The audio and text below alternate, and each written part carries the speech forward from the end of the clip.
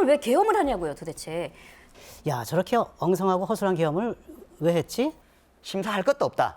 그 행위가 있었다는 것은 뭐 만천하에 다 증명이 되었고 헌법재판뿐만이 아니라 형사재판도 거의 포기한 상태가 아닌가. 일단 이제 유죄 판결을 받았었어요. 예. 네, 맞습니다. 제 얘기가. 한 번도 어떤 실력을 갖추고 무슨 일을 한 적이 없는 정권이에요. 국헌 문란으로 치면 민주당이 더 하면 더 했지 우리가 더 했느냐. 없애버리려고 하느냐 안 하느냐 그 차이예요. 이것을 편드는 이 계엄령을 계몽령이라 그러고 국민 저항권이라 그러고 헌재를 공격하고 법원을 때려부시고 이 모든 행위들이 전부 다 극단주의입니다. 예. 윤석열 대통령 취임하고 2년 동안 제1당 야당 대표 한 번도 안 만났어요. 민주당은 뭐 그 지난 총선 때 그 비명 행사 공천으로 이제 단일 대우를 구축한 상태였기 때문에 그러니까 내란죄 성립 구성 요건을 충족하는지 여부는 어차피 형사법정에서 다투게 될 문제고 헌법재판소에서 이걸 다루지 않는다고 얘기했습니다. 그러나 이 행위는 그냥 있는 거죠. 이 행위가 내란죄 구성 요건을 충족하든 안 하든 이것 자체가 위헌적 위법적 행위로서 지금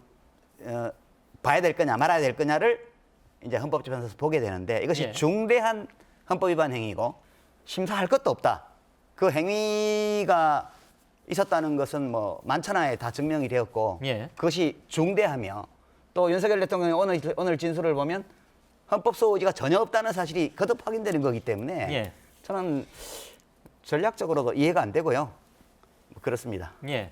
법률적인 주장은 아니라고 보입니다. 제가 보기에는 헌법재판뿐만이 아니라 형사재판도 거의 포기한 상태가 아닌가. 그렇게 윤 대통령도 뭐 30년 가까이 법률가로서 살았던 사람이고 지금이 탄핵 심판이나 형사재판을 이기기 어렵다는 거는 알 겁니다. 아무리 예. 그래도. 그러니까 여기서는 어쨌든 정치적인 얘기를 하는 것이고 지금 그나마 먹힐 수 있는 거는 야당도 문제가 많지 않았냐. 그동안 너무 많은 탄핵도 남발하고 뭐 국정에 계속 반대하고 이러면서 지지자들을 결집한 거 외에는 사실은 법률적으로는 참 비논리적인 주장을 지금 하고 계십니다. 예. 탄핵 심판에 대해서도 기각될 가능성을 아주 높게라기보다는 그래도 좀 어느 정도 염두에 둔다. 갖고 있는 예. 거라고 생각을 하고요. 그리고 또 이것이 이제 형사법정에 가서도 내가 이길 수 있다. 무죄 판결을 받을 수 있다라고 하는 생각까지도 저는 하고 있다고 생각을 하고 그거는 제 뇌피셜이 아니고 예. 네, 그 여권이나 아니면 용산 대통령실 쪽을 말을 들어보면 그게 괜히 하는 말이 아니고 이게 아무래도 우리가 좀 대통령이 돌아오는 거 직무에 복귀하는 거에 대비해서 우리가 좀 준비를 해야 될 것 같습니다. 예. 2000년도 6.15 정상회담을 앞두고 김대중 대통령이 김정일이죠. 김정일 정권에 대북 선kom을 한 것이 나중에 문제가 돼서 그것이 이제 이게 재판을 하지 않았습니까? 예. 대법원의 최종적인 판단은 그 대통령의 이제 비상대권, 이 긴급권 같은 경우에는 이 사법심사의 대상이 되지 않는다. 그래서 사법 자제의 원칙을 적용해서 대통령은 결국은 이제 벌하지 않았고, 예. 그리고 그 밑에 이제 개별적인 행위로서의 이제 불법 사항들은 이제 해당됐던 여러 가지 이제 사람들은 전부 다 이제 유죄 판결을 받았었어요. 예. 네, 맞습니다. 제 얘기가. 그 김대중 대통령 때 있었던 대북 선kom과 관련된 이야기는 사실 이거하고는 전혀 관계가 없어요. 그때 김대중 대통령께서 통치 행위의 일환이었다 이렇게 말씀하셨으면 그 노무현 대통령이 거부권을 발동하려고 그래서 특검법에 대해서. 예. 근데 김대중 대통령이 내가 한 일이 아니고 나는 몰랐다고 말씀을 하셨기 때문에 그 특검법을 야당에서 통과시킨 걸 노무현 대통령이 수용했던 거거든요. 예. 그것은 이 건과는 아무 상관이 없는 일이고요. 당시 특검에서 제기했던 공소 사실 중에 어떤 것들은 유죄로 인정되었지만 어떤 것들은 유죄로 인정되지 않았고요. 그래서 그건 아주 일상적인 그런 예. 법 집행이었다는 점을 제가 좀 말씀을 드리고 싶고, 그다음에 그 기각 가능성을 용산에서 본다는 얘기는 저도 좀 듣고 있는데 사실 뭐 그거는 그쪽의 실력이 그런 거죠. 왜냐하면 뭐 부산 엑스포 뭐 다 따라왔다 역전한다 이랬는데 그냥 5분의 1도 안 되는 밖에 안 되는 걸로 깨졌죠. 예. 대선 지난번 총선 앞두고 2월 달만 해도 지금 녹취록 나오는 거 보면 뭐 친윤 의원들이 보수 정당 역사상 가장 대성할 거라고 얘기했다는데 이제 그런 거거든요. 그러니까 모든 일에서 뭐 잼버리에 이르기까지 모든 일에서 한 번도 어떤 실력을 갖추고 무슨 일을 한 적이 없는 정권이에요. 그래서 이 탄핵 심판에 대해서도 저는 기각을 기대하고 있다고 봅니다. 그쪽에서는 예. 대통령실에서는. 이런 식의 이제 사회각 또는 이제 정치 현상에 대한 토론을 벌일 때 저희는 전망을 하는 것은 큰 의미가 없다고 생각합니다. 사실은. 예. 그러니까 최소한 기자 또는 사회과학자 또 연구자들의 과제는 미래를 예측하고 전망하는 것이 아니고 지금의 당면한 현실을 과학적으로 분석하고 설명하고 해명하는 것에 있다고 생각을 하기 때문에 예. 전망을 가지고 얘기하는 것은 큰 의미가 없다. 예, 알겠습니다. 아니요, 그 기각 전망도 영상에서 하고 있다고 전해주셨길래 얘기가 잠깐 그렇게 간 것으로 이해하시면 될 것 같고요. 시, 사변 이런 국가 위기 상황이 닥쳤을 때 군대를 동원하는 겁니다. 예. 제가 저거를 보고 참 납득하기 어려운 것이 정말로 이 우리 사회 내부에 안보 위협이 될 만큼 우리와 적대적인 국가와 내통하는 세력들이 있고 혹은 뭐 예산 같은 것을 깎았다고 했을 때 그걸 군대를 동원해서 어떻게 해결하겠다는 건지 참 이해하기가 어렵습니다. 예. 국헌 분란으로 치면 민주당이 더하면 더했지 우리가 더했느냐. 예컨대 이 정부 들어서 29번의 탄핵, 줄탄핵이 있었는데 29번의 탄핵 과정. 예컨대 출근한 지 이틀 만에 방송통상위원장이 이준석 위원장이 탄핵이 됐어요. 뭐 이틀 만에 무슨 잘못을 했는지 모르겠지만 야당의 그런 행태에 대해서 비판할 수 있습니다. 탄핵 과했다고 볼 수 있어요. 입법 폭주 뭐 할 수 있어요. 그걸 왜 계엄을 하냐고요, 도대체. 막 그런 불만 이해해요. 예. 당연히 대통령으로서 그런 불만 가질 수 있죠. 예. 근데 제가 이제 아까 허민 기자 말씀하고 대통령 말씀을 들으면서 이제 또 이제 언론인에서 오래 종사하신 분이 지금 이렇게 말씀하셨잖아요. 알겠는데 그런다고 해서 쓸어버리냐. 군대를 동원해서 이렇게 말씀하셨잖아요. 이거는 이런 거예요. 지금 핵심이 뭐냐 하면 의견이 다르다는 거. 지향이 다르다는 거. 예. 가치관이 다르다는 거. 세계관이 다르다는 거. 살아가는 방식이 다르다는 거 다 알아요. 그리고 다른 사람한테 나하고 같아지라고 요구할 수가 없어요. 그런 것들이 모여서 여야 간의 대립선이 형성이 돼 있는데 이게 이제 극단주의라는 건데요. 의견이 아무리 달라도 괜찮아요. 서로 180도 완전 달라도 괜찮아요. 근데 이게 과격하다 급진적인 주장을 한다고 극단주의라고 하는 게 아니고요.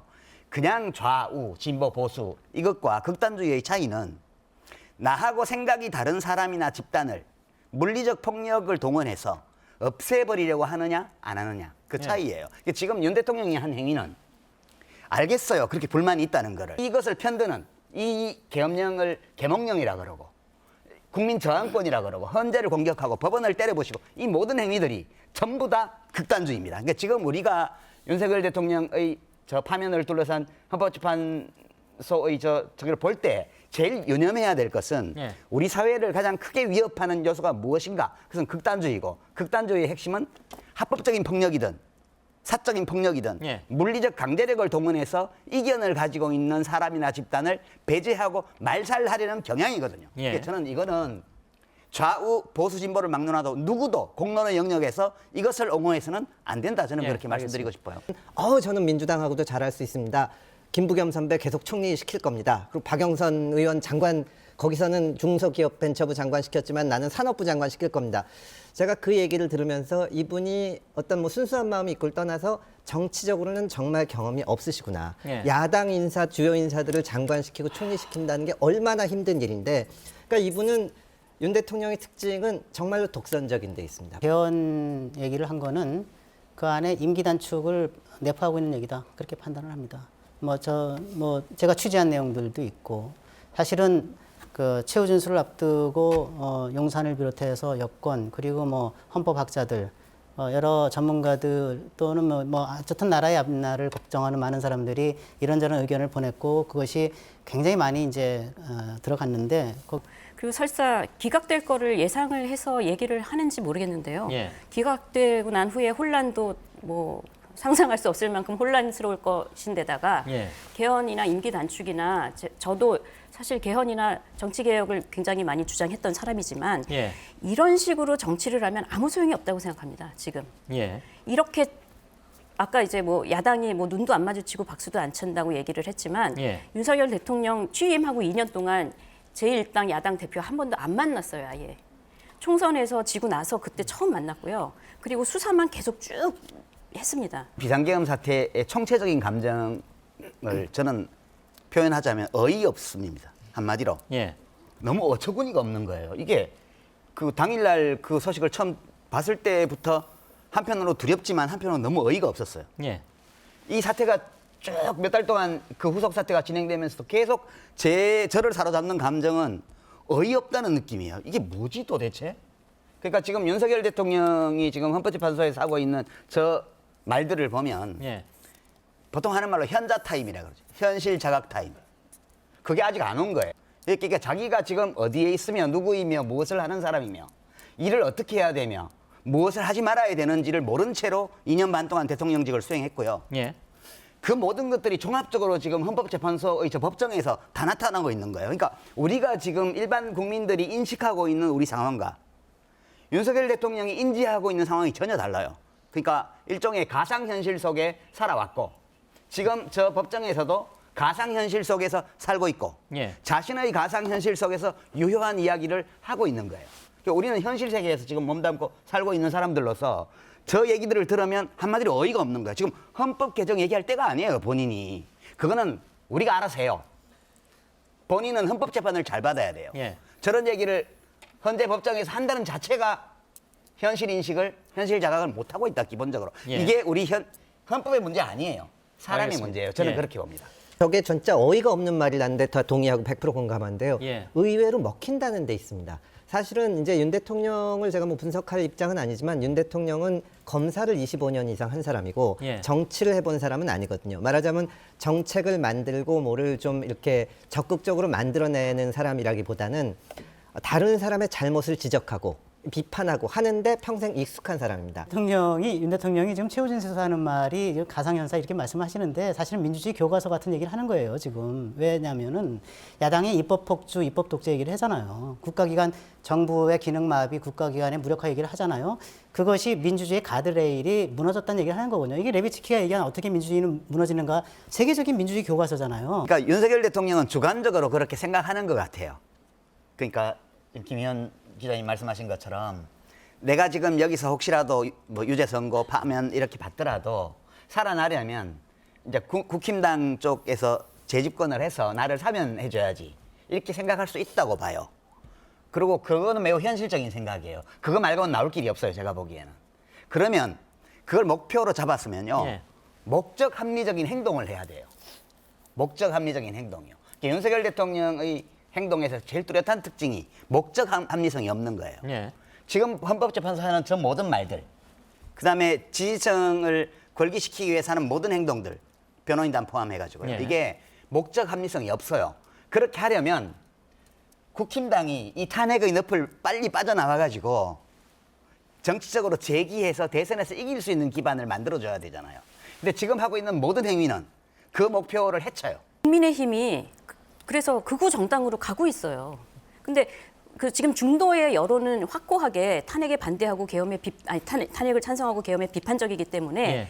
다음 대선에서 이기지는 못할 겁니다. 어떻게든 의원 한번 다시 배지 한번 더 달겠다고 자꾸 야당에 대한 비판과 위헌적인 계엄을 섞어버리잖아요. 예. 이 섞어버리는 굉장히 안 좋은 선동을 지금 여당 정치인들이 하고 있는 건데 여기서 선을 긋지 않으면 안 됩니다. 중앙선관위에 등록된 모든 정치 여론조사를 종합한 걸 보면 2022년 지방선거 끝난 한 달 후부터 7월부터 이제 지지율이 역전돼 가지고요. 잘한다 못한다 국정수행 지지율이 이게 못한다 60, 잘한다 35 이렇게 고착이 됐습니다.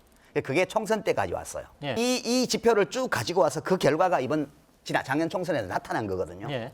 그러니까 윤 대통령이나 국민의힘 쪽에서 이걸 못 받아들이는 거예요. 그러니까 원래 대통령 취임할 때는 야대 국회에서 취임을 했죠. 그 2년 동안 대통령직을 수행하고 나서 그거보다 더한 패배를 기록을 했잖아요. 그럼 현실을 자각해야 되거든요. 국민들을 만족을 못 시켰다. 우리에게 문제가 있다. 근데 그게 아니고 부정선거로 야당이 이겼다는 거 아니에요. 그러니까 저도 A급 수거 대상이라는데 저의 죄가 뭐냐? 이러면 여론조사 가지고 선동했다 이건 것 같아요. 예. 그러니까 이렇게 현실을 인식하고 있기 때문에 지금 이번 계엄령을 선포하고 나서 제가 보는 여론 지표는 거기서 5%가 더 내려갔어요. 샘플을 보시면 1000샘플 중에 200샘플이나 보수가 많은 이런 조사의 결과를 갖다 놓고 하는 거는 예. 저는 이제 막 그렇게 주장하셔도 되는데 합리적인 태도는 아니다. 예. 그 점은 좀 말씀드리고 싶고요. 알겠습니다. 우리 국민들을 그렇게 얕잡아 보지 마시기 바랍니다. 그렇게 어리석은 국민 아니고요. 법리 이런 거 헌법 뭐 이렇게 시험 안 봐도요.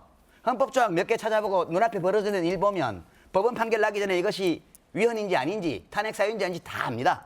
검사장까지 할 정도면은 머리가 나쁘거나 이런 사람이 아닐 텐데 그 사람은 말하자면 우리 사회 전체의 어떤 65%, 50%가 넘는 지지를 받을 생각이 없는 겁니다. 그러니까 지금 윤석열 대통령이 현실 자각이 안 됐다는 것은 여기서 다시 드러나는데 저 모든 공직자들을 다 윤석열 대통령이 자신이 임명했어요. 예. 공수처장, 검찰총장, 경찰청장 싹 다 자기 자신이 임명한 공직자들입니다.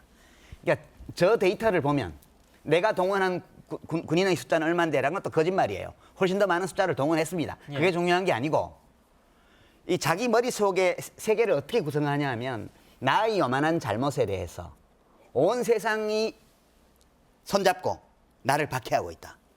이 가상 세계예요. 예. 그리고 나는 정당한데 북한이나 중국이나 이런 주권 침탈 세력과 손잡은 국내의 반체제 세력이 곳곳에 카르텔을 만들어서 드디어 경찰, 검찰, 선관위, 헌법재판소까지 다 잡아먹었다. 예. 이게 윤 대통령의 현실 인식이에요. 근데 이제 똑같은 사안을 저는 어떻게 보냐 하면 대한민국 참 대단해. 최고 권력자가 임명한 고위공직자들이 대통령의 위헌행위, 위법행위가 벌어지니까 공권력을 동원해서 그걸 잡아들이고 처벌하는 쪽으로 지금 모든 국가기구가 다 가고 있습니다. 예. 대한민국 민주주의 살아있네. 이런 느낌이죠, 저는. 그러니까 이게 현실에서 살아가는 저의 감정인데 지금 구속돼 있는 윤 대통령은 저렇게 느끼는 거예요. 예. 그 진짜 대한민국 큰일 났었고요, 지난 2년 반 동안. 더 큰일 날 뻔했는데 이만하기가 정말 전후신조다. 그런 느낌이 들게 하는 말들이에요, 지금. 예. 예. 저는 그렇습니다. 예. 윤 대통령이 이렇게 얘기하실 수는 있을 거예요. 계엄이라는 것은 헌법상 규정된 대통령의 권한이다. 예. 내가 계엄을 발동할 사유가 되는지 마는지는 대통령이 판단하는 것이고 예. 거기에 대해서 법원이 감나라 배나라 하면서 탄핵이건 형사처벌이건 하는 것은 틀렸다. 여기까지 주장하는 것은 어쨌든 논리적으로 주장은 가능합니다. 저도 동의합니다. 주장할 수 있다는 거예요. 다만 그 다음에 절대 안 되는 부분이 뭐냐 하면 우리 헌법은 대통령한테 권한을 주면서 국회가 그거를 견제할 수 있게 해놨거든요. 예. 그러니까 대통령이 만약에 내 판단으로 했다고 하려면 헌법에 규정된 대로 국회에 바로 통지를 해줘야 됩니다. 예. 내가 했는데. 그리고 국회가 그거를 해제하면 즉각 해제해야 되거든요. 윤 대통령이 지금 계엄을 한 것 중에 가장 불법성이 문제가 되는 것은 그 부분에 문제가 있기 때문입니다. 이게 모두가 테러비로 받지 않습니까? 국회에 헬기가 내리고 한 것을 보면 예. 국회가 정상적으로 진행되는데 방해를 한 것은 대단히 이건 사실이거든요. 예. 대통령이 그 정도로 권한을 가지고 할 수 있다면 대통령을 견제할 헌법상 유일한 권한을 가지고 있는 국회도 그만큼의 재량과 권한이 보장이 돼야 됩니다. 근데 예. 윤 대통령은 본인은 마음대로 하겠다고 하면서 국회는 그걸 보장을 안 해주니까 지금 정당성을 갖기가 어려운 겁니다. 알겠습니다. 네, 충분한 것 같아요. 마음에 드셨습니까? 우리 금 변호사님 잘 아시겠지만 헌법재판소법은 40조에 탄핵 심판의 경우에는 형사소송법을 준용하도록 되어 있죠. 예. 형사소송법을 보면은 298조라고 되어 있습니다. 제가 찾아보니까 동일성을 해치지 않는 범위 내에서 예. 철회가 가능하다 이렇게 되어 있습니다. 동일성, 지속성의 원칙이 있는데 내란죄가 사실은 내용이나 그 충격으로 보면 한 80% 됩니다. 탄핵 사유에서. 그런데 이 내란죄를 빼겠다? 이거는 살인 재판을 받고 있는데 살인죄를 빼달라고 하는 것과 비슷한 거죠. 그냥 안 하고 그냥 한 거거든요. 왜냐? 그냥 손보고 싶으니까 다 야당을. 그 야당과 이제 반정부 세력을 손보고 싶으니까 그렇게 한 건데 평생 검사를 했고 검찰총장까지 지낸 대통령이 얼마나 법에 무지한가를 되게 잘 보여주는 사건이 제가 이번 내란 전체를 통해서 저에게 제일 인상적이었던 거는 방첩사 법무실장 윤대령의 말이었어요. 국회에 나와서 이야기하는데 방첩사령관이 주동자 아닙니까? 내란에 이제 계엄령의 주동자인데 예. 선관위에 가서 그거 다 떼오라고 그러니까 그 이제 참모가 가서 물어봤다는 법무실장한테 이거 어떻게 되는 거냐 물어봤더니 법무실장이 7명 법무관들이 다 만장일치로 불법이다. 불법인 이유가 뭐냐? 계엄포고령 발표 이전의 행위를 계엄포고령에 의거해서 마음대로 압수수색할 수 없다. 이걸 하게 되면 이 행위 자체가 불법이고 한 인원들이 처벌받을지 모른다. 이 단순한 논리예요. 상식이죠. 이게 법률을 몰라도 이 정도는 알 수 있죠. 근데 윤 대통령은 끝나고 나서 계엄 해제하고 나서 한동훈 대표가 만났을 때 왜 나를 체포하라고 했냐? 근데 대답이 지금까지 전해진 바에 따르면 뭐 계엄포고령을 위반했겠지. 아니 그 계엄포고령이 위법이라니까? 1호부터 국회 활동을 금지한 것이 위법이에요. 위법 위헌 계엄령을 포고령을 내려놓고 절차도 다 위법이고 그 포고령으로 정치인을 체포도 된다고 주장한 거예요. 예. 그러니까 방첩사의 법무실장인 대령하고 검찰총장 출신 대통령의 법에 대한 인식을 비교를 해보면 이쪽은 그냥 폭력배예요. 여기는 법률가예요. 그러니까 우리가 지금 평범한 시민들조차도 금방 인지할 수 있는 문제조차도 불법과 위법을 구분할 줄 모르는 최고 권력자가 국정을 이끌었다는 것이 너무너무 잘 드러난 예. 거기 때문에 이게 뭐 내란죄를 나한테 덮어씌웠다 그러는데 그냥 내란이에요. 내란죄를 뺐다라는 것이 어떻게 보면 그 팩트 자체를 빼면은 이거는 애초에 국회에서 소추할 때랑 완전 달라졌고 이것만 가지고는 소추가 안 될 수가 있으니까 다시 해야 된다. 이게 맞을 수가 있지만 사실관계는 그대로 둔 상태에서 법적 평가만 빼는 것은 상관이 없습니다. 다만 헌재가 그걸 좀 매끄럽지 못하게 처리한 점은 있죠. 그냥 있는 거대로 하면 되는데 예를 들어서 기소가 된다고 했을 때 검사가 강도죄로 기소를 했는데 법원에서 보기에 강도라고 보기는 어렵고 그냥 절도다. 이렇게 판결할 수 있는 거거든요. 예. 그거를 가지고 이 사기 탄핵이다 하는 것은 법률가로서는 주장하기 힘든 그냥 정치적인 주장이라고 보입니다. 계속 이어지는 적법 절차 훼손 논란에 대해서 저는 얘기하고 싶었던 거고, 그다음에 거기에 대해서 이제 갑자기 또 다른 얘기들을 하시니까 제가 좀 감당하기가 좀 어렵습니다. 어려운데 저는 어쨌든 이 뭐 아까 말씀드린 허영 교수도 그렇고 또 그러다 장영수 교수도 그렇고 그 많은 헌법학자들이나 헌법 전문가들이 헌재의 이 내란죄 철회를 수용하고 수용하기까지의 여러 가지 민주당과의 그 얘기를 나눴던 과정 이런 것들이 굉장히 실정법적으로 문제가 있다. 헌법재판소뿐만 아니라 형사소법을 위반하고 있다라고 하는 거를 많이들 말씀을 하고 있고 이제 허용 교수님 말씀도 많이 하시는데 지금 허민 기자님 말씀하신 것처럼 적법 절차에 논란이 될 만한 지점도 분명히 있습니다. 다만 제가 말씀드리고 싶은 거는 그런 문제점이 있다 그래서 재판이 무효가 되거나 이 재판은 사기다 이렇게 얘기하기는 어렵고 허영, 장영수 이런 뭐 헌법학자들 말씀을 하시는데 그 두 분 말고는 제가 못 들어봤어요.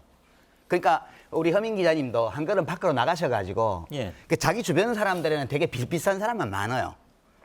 그러니까 좀 나가서 더 많은 헌법학자들의 얘기를 들어보십시오. 저는 그 두 분 말고는 그런 얘기하는 분들을 못 봤고요. 헌법학자 중에. 그와 정반대 얘기하는 헌법학자는 무지하게 많이 봤습니다. 이제 그 점 말씀드리고 두 번째는 헌법재판소가 제대로 심사해서 결정해야죠. 그렇지만 신속하게 해야 됩니다. 이게 지금 대통령이 구치소에 갇혀 있고 예. 직무가 정지돼 있는데 그걸 언제까지 끌고 갈 겁니까? 빨리 매듭을 지어야죠. 이거는 헌법재판소의 의무라고 봐요. 저는 이 비상한 상황을 빨리 종식하고 가부간에 빨리 그러니까 할 수 있는 한 빨리 결정을 내리는 것이 중요하지. 지금 보면 윤석열 피청구인 쪽에서는 무엇 때문인지 모르겠는데 이 모든 심사 절차를 가능한 한 늦추기 위해서 지금까지 최선의 노력을 다해온 것 같아요. 예. 실익이 없거든요. 나라만 더 혼란스럽게 만드는 거고요. 예. 정파적인 시각이나 이런 걸 가지고 어떤 주장을 할 수는 있지만 내가 하는 이 주장이 우리의 공동체에 어떠한 영향을 주는지에 대해서 좀 생각하면서 주장해 줬으면 좋겠다. 그런 소망이 있습니다. 이 작가님이 그렇게 주장할 수 있어요. 그렇죠. 주장할 수 있고, 저 인정합니다. 뭐 다양성이 있는 거니까 그게 민주주의니까. 근데 그 헌법재판소 잘 아실 텐데 또 변호사님 심리 미진이라고 하는 것이 얼마나 중요한 실책인 거 아시죠? 심리 미진. 예. 심리를 다하지 못한 채 끝나는 것. 예. 신속성 때문에 심리를 다하지 못하고 끝났을 때는 그건 각하사유입니다. 뭐 법적인 거 자꾸 얘기를 하시는데 예. 이게 물론 뭐 정말 이 대통령 선거로 선출된 대통령을 파면하고 하는 것은 중요하죠. 다만 이게 형사 재판이 아니고 탄핵 심판이고 지금 우리나라가 국가의 대표자가 없는 상태로 몇 달 흐르고 있는 겁니다. 예. 트럼프 대통령이 당선되고 각국이 지금 이러고 있는데 아무것도 못 하고 있지 않습니까? 그거를 고려하지 않을 수가 없는 거고요. 사실은 예. 또 하나 이제 이건 좀 너무 법적인 문제는 아니지만 박근혜 대통령 때는 말하자면 그 태블릿 PC 나오고 수사되고 하면서 수동적으로 탄핵을 당한 건데 윤석열 대통령은 본인이 계엄을 한 겁니다. 어떻게 보면 이 좀 좋은 말은 아니지만 누칼협 이런 거거든요. 이거를 가지고 여기서 시간을 끌고 절차를 최대한 보장해달라고 하는 것은 저는 허 기자님은 하실 수 있지만 예. 윤 대통령이 그 주장을 할 자격은 없지 않나. 말씀하신 대로 민주당은 독주하는 일인이 있고요. 예. 국민의힘은 이제 다수가 경합을 해야 될 텐데 저는 가급적 제 희망을 좀 말씀드린다면 계엄의 선을 긋는 후보가 좀 합리적으로 예. 당을 쇄신하면서 선거운동을 벌였으면 좋겠다는 생각이 들고요. 예. 그리고 이게 마지막이 될 것 같아서 꼭 이 말씀 드리고 싶은 거는 지금까지 했던 이런 적대적인 정치 문화를 바꾸도록 반드시 노력을 해야 된다. 이게 이번 대선에서 우리가 이뤄내야 될 과제다. 예. 뭐 원칙적으로는 뭐 방향은 그런데요. 예. 현실 정치에서는 이제 후보 정하고 각 당이 후보 내고 선거하고 이런 거죠. 예. 민주당에서 누가 될지는 모르겠고요. 국힘당에서는 윤석열 지지하는 분이 될 것 같아요. 탄핵 반대, 예. 계엄 정당하다 했다. 헌법재판소 잘못했다. 이렇게 주장하는 정치인이 대통령 후보가 될 것 같다. 예. 민주당은 뭐 그 지난 총선 때 그 비명 행사 공천으로 이제 단일 대우를 구축한 상태였기 때문에 예. 대체 불가능한 주자가 있는 거죠. 그런데 강력한 그 비호감 박스권에 갇혀서 태생적 한계를 난 갖고 있다는 생각이 드는 거고요. 예, 예. 그러나 이제 국민의힘은 그나마 그런 대체 불가능한 주자도 없고 난형난제 50보 100보이기 때문에 저는 뭐 별로 이렇게 평가를 아직 하고 싶은 생각이 없습니다.